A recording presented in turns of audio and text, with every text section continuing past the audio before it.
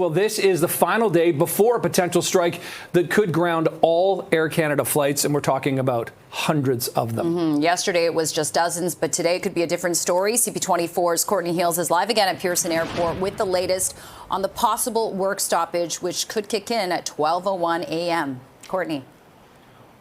Yeah, the countdown is on, guys, and we know a lot of people will be affected by this looming strike by flight attendants or the lockout by the company.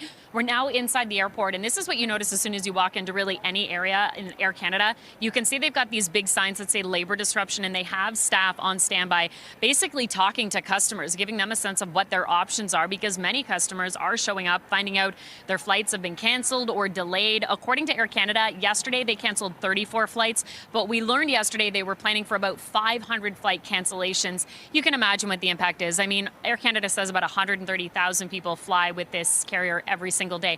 I want to bring in someone who's directly affected by this now. Christian, who's kind enough to talk to us. We certainly appreciate it. Christian, you were telling me you've been here since last night when you were planning to come catch your flight. So tell us what happened.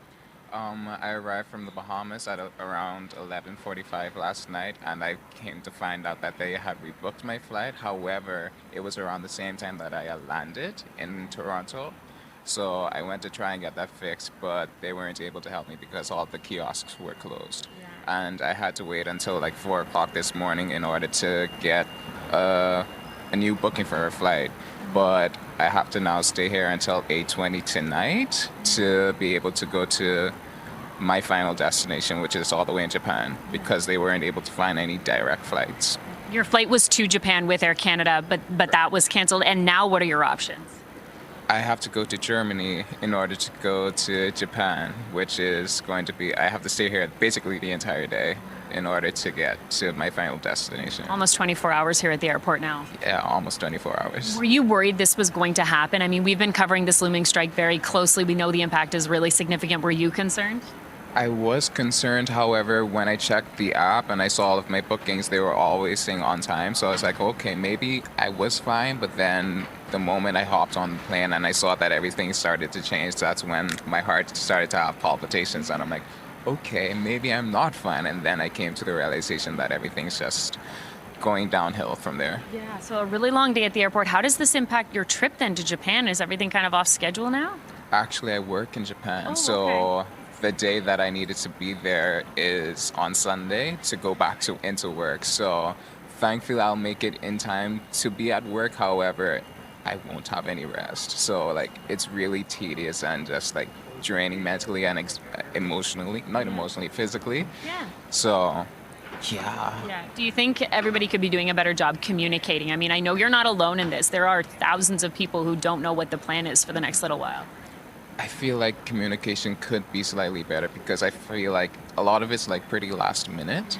So if we could get a bit more information beforehand, that would be much more helpful, because I know I sat with some people earlier as well, and they didn't find out that their flight was postponed until next week Tuesday. Well, yeah, next week Tuesday, until just now. So it's a lot of just us wanting to have more information so that we can know how to proceed from there. Yeah, and better plan. Okay, Christian, we appreciate you talking to us, and I wish you all the best. You know, hang in there. It sounds like it's going to be a long day, and as I say, guys, I mean, this gentleman's certainly not alone. There will be many people showing up here at the airport today looking at the board and going, oh, wow, my flight's been canceled.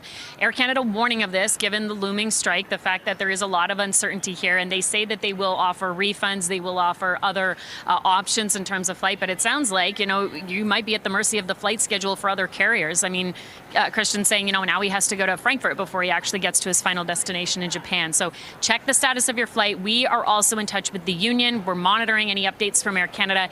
If we get anything, we'll certainly let you know. But as far as we know, these two sides are not sitting down, so they're not negotiating, and the clock is certainly ticking at this point closer to just after midnight, when both sides could make a very big move. Over to you. Boy, I'm trying to imagine what it would be like to be those Air Canada employees inside Pearson this morning, what they are going to be hearing, Courtney, throughout the day from all those travelers. Okay, fascinating. Courtney Heels live at Pearson. Thank you.